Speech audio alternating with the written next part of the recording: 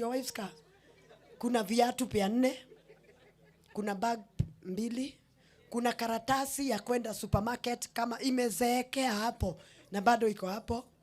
Kuna jacket za kwenda ushago. Kuna hata kunaweza kuwa na blanketi hapo tu.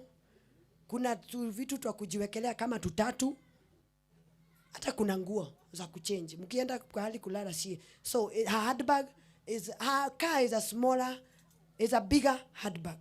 So this bag, what I am enlightening you guys. What this lady does in the evening, she want to unpack. So she packs everything on top of you. Wewe ni kama hii sahani. Usiogope. Kuwa kama hii sahani, unawekewa simu, unawekewa na usiguse.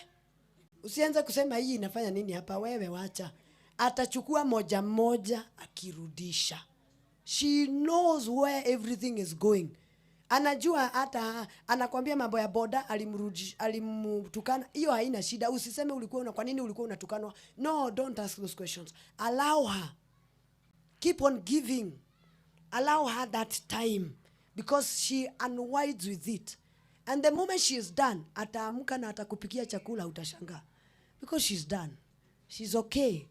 Unlimited giving.